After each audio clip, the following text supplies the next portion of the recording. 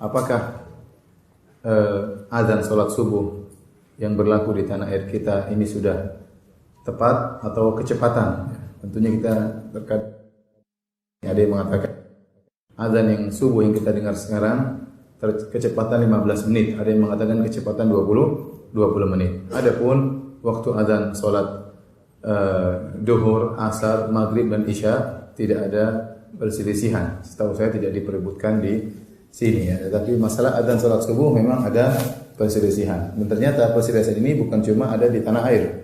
Bahkan perselisihan ini ada juga di Arab Saudi. Sejak saya kuliah dahulu saya sering dengar perselisihan ini. Ada yang menyatakan bahwasanya azan subuh ya, karena yang dijadikan patokan oleh pemerintah Arab Saudi dengan pemerintah Indonesia sama, takwim Ummul Qura. Takwim Ummul Qura yaitu penanggalan yang diletakkan oleh Ummul Qura ya.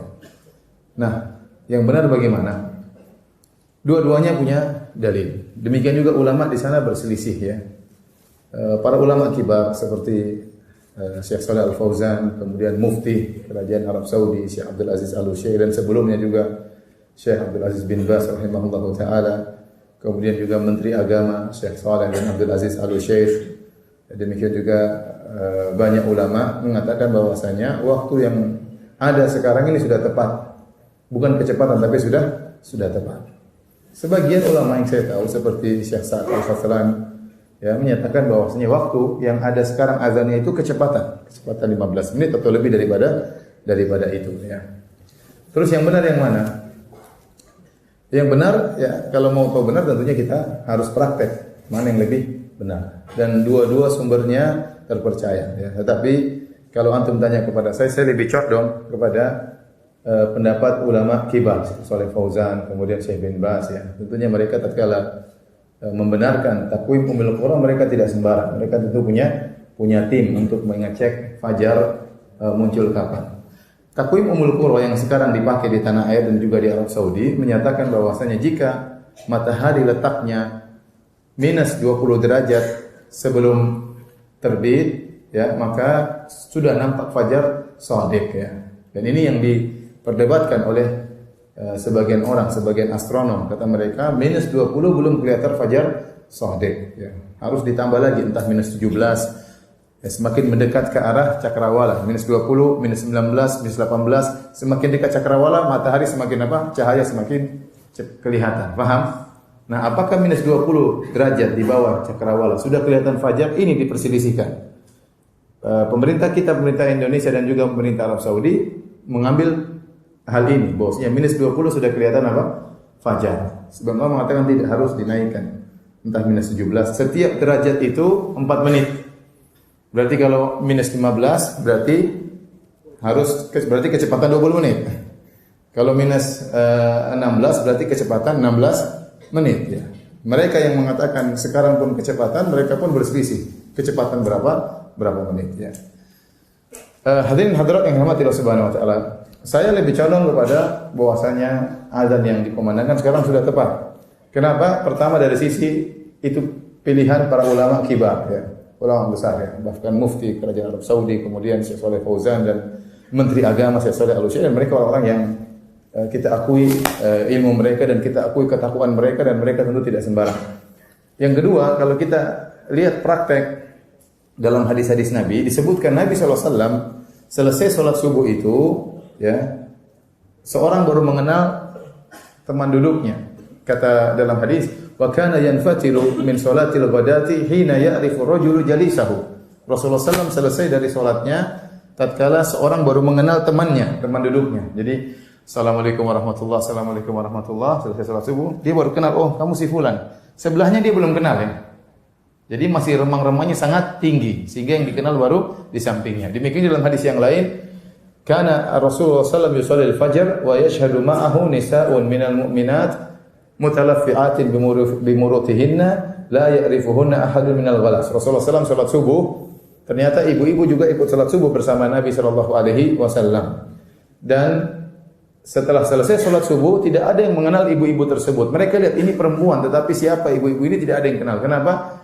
Karena sangat remang-remang. Ya, la ya'rifuna ahadun minal ghalas. Tidak seorang pun yang mengenal ibu-ibu tersebut karena masih sangat remang-remang. Berarti Nabi selesai salat subuh itu masih gelap. Baru kelihatan bentuk tapi wajah belum apa? Kelihatan. Baik. Kalau kita praktekkan waktu kita sekarang. Sekarang azan subuh jam berapa di Bekasi? 4.35 lah. 4.35. Nah, Nabi SAW setelah sholat subuh, setelah azan subuh, beliau sholat 2 rakaat. Setelah sholat 2 rakaat, beliau sempat berbaring. Yatajid. Sunnah Nabi SAW, beliau berbaring ya. Setelah itu baru kemudian dikomatkan, kemudian sholat. Paling tidak, antara azan dan iqamat mungkin sekitar 15 menit. Mungkin sekitar 15 menit. Baik. Sekarang komatnya kita mundurkan ya. Jadi 35 tambah 15 berapa? Atau 20 lah. 35 tambah 20 menit berapa? 55. Kemudian Nabi SAW salat subuh yaqra ya bainal 50 ayat ila 100. Antara 50 ayat sampai 100 ayat beliau baca. Kalau 50 ayat kira-kira 16 menit, 17 menit. Kalau 100 ayat kira-kira setengah jam, 35 menit. Taruhlah Nabi SAW baca 100 ayat salat subuh, berarti 35 menit. Nah, 455 tambah 35 jadi berapa? Setengah 6. Jadi setengah 6. Kira-kira setengah 6 kalau kita matikan lampu semua, kita assalamualaikum warahmatullahi wabarakatuh. Kira-kira di samping kita kenal enggak? Kenal. Sudah kenal ya? Sudah kenal insyaallah. Setengah 6 itu sudah agak apa? Agak terang. Taruh lampu mati semua, insyaallah kita sudah kenal sebelah kita ya. Ini versi azan yang berlaku sekarang. Sekarang kalau kita coba kita pakai versi azan yang katanya kecepatan. Berarti azannya kita tunda 20 menit.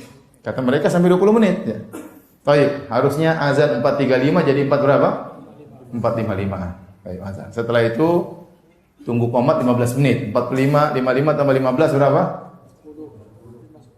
5 lewat 10 atau 5 lewat 15 menit. Kemudian sholat setengah jam jadi berapa? 6 kurang seperempat. 6 seperempat kira-kira yang dikenal di samping apa seluruh masjid dikenal? Seluruh masjid mungkin dikenal ya. Jadi maka kita mengambil jalan tengah, ini disampaikan di sebagian ulama. Karena kita sendiri tidak pernah praktek melihat fajar, ya, maka untuk masalah bersahur kita ihtiyat, kita berhati-hati. Begitu azan dikumandangkan kita berhenti. Kita berhenti. Jangan kita nekat untuk makan dan minum lagi. Karena bisa jadi ya memang azan yang sekarang sudah tepat. Dan kalau kita sudah tahu sudah azan, kita nekat makan dan minum berarti puasa kita batal. Tetapi untuk sholat maka kita tunda qomatnya 15 menit. Untuk hati-hati. Ya, sehingga tatkala kita qomatnya ditunda 15 menit atau 20 menit, maka dua pendapat sudah menyatakan sholat subuhnya sah. Tetapi kalau qomatnya baru 5 menit, pendapat kedua mengatakan sholat subuh enggak sah. Paham? Karena kata mereka sholat subuhnya, azan subuhnya kecepatan 15 atau 20 menit. Maka untuk hati-hati kita qomatnya kita tunda berapa menit? 15 sampai 20 menit ya. Ini sempat terjadi heboh di Arab Saudi tentang khilaf ini, tetapi karena dari Kementerian Agama menyuruh untuk qomat 20 menit atau 25 menit, maka tidak ada khilaf lagi di antara mereka karena qomatnya ditunda 25 menit ya. Baik. Paham sampai di sini?